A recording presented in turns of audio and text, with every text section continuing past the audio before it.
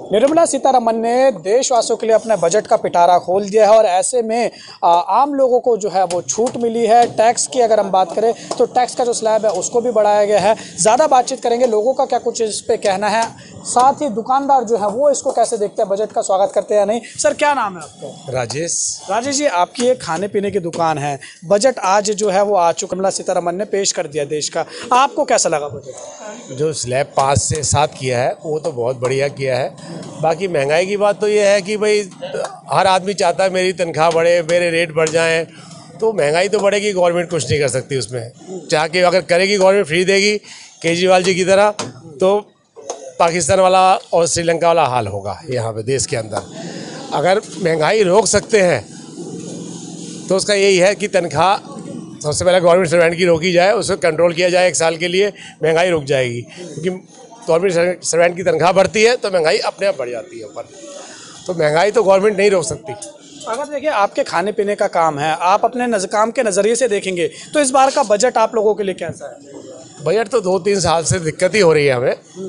महंगाई तो बढ़ ही रही है, मैं वही बात करूँ, महंगाई तो बढ़ रही है क्योंकि किसान धरना देके बैठ जाते हैं, हमारा रेट बढ़ाओ। रेट बढ़ेगा, गेहूं का रेट बढ़ेगा तो सामान का रेट बढ़ेगा, महंगाई तो अपने आप बढ़ जाएगी। बजट तो सही है, बजट में कोई दिक्कत नहीं है इस बार, लेकिन दिक्कत ये है कि सिस्टम सही नहीं चल रहा।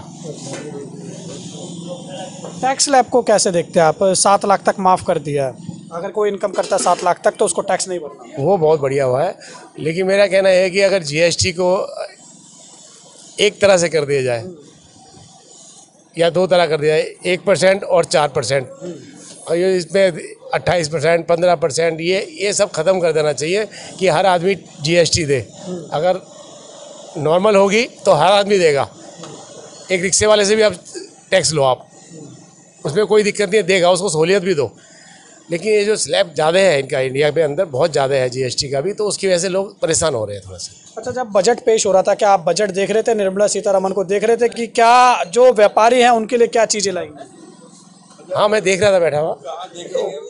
बजट पेश होने के बाद क्या हुआ, कैसा लगा आपको? वही नॉर्मली है, लेकिन देश की तरक्की के लिए तो बढ़िया है। सरकार कह रही है कि तकरीबन जो है वो 45 से 50 एयरपोर्ट जो है वो नए बनाए जाएंगे, इसको कैसे देखते हैं? एयरपोर्ट बनेगा तो बाहर से लोग आएंगे, घूमने फिरने आएंगे, यहाँ काम बढ़ेगा, देश के अंदर तरक्की होगी देश की। दूसरे ऐसे देखें तो बढ़िया। व्यापारी वर्ग क्या खुश है इस बजट से जो पेश हुआ इस साल का? व्यापारी वर्ग खुश क्या होगा, जब महंगाई बढ़ेगी तो व्यापारी का, हम जैसे दुकानदार छोटे मोटे, उनके जो मार्जिन है वो कम हो जाता है।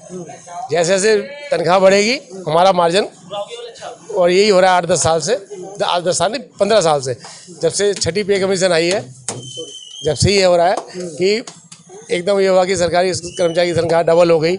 वो डबल नहीं हुई, लेकिन उसके हिसाब से मार्केट रेट अप हो गया, और उससे हमारे दुकानदारों का मार्जिन कम हो जाता है।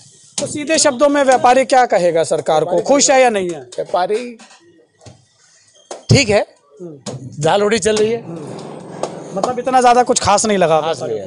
ठीक है, बहुत बहुत शुक्रिया हमारे साथ बातचीत करने के लिए। तो आपने देखा कि निर्मला सीतारमन ने आज अपना पिटारा खोला, देशवासियों के लिए बजट जो है वो पेश किया है। ये संपूर्ण बजट जो है 2023 और 24 के लिए पेश किया गया है, और ये आखिरी बजट है 2024 के इलेक्शन से पहले। तो विपक्ष कहीं ना कहीं केंद्र सरकार पर जो है वो तंज कस रहा है, चुनावी बजट इसे करार दे रहा है। साथ ही हमने आपको दिखाया कि जो व्यापारी वर्ग हैं वो क्या कुछ कहते हैं बजट के बारे में। तो लेकिन जो व्यापारी वर्ग हैं वो इस बजट से इतना ज़्यादा खुश नज़र नहीं आ रहे, क्योंकि व्यापारी वर्ग का कहना है कि उनके लिए इस बजट में ज़्यादा कुछ खास निकल के नहीं आया है। कैमरा पर्सन विशाल के साथ जगत 24/7 न्यूज़ दिल्ली।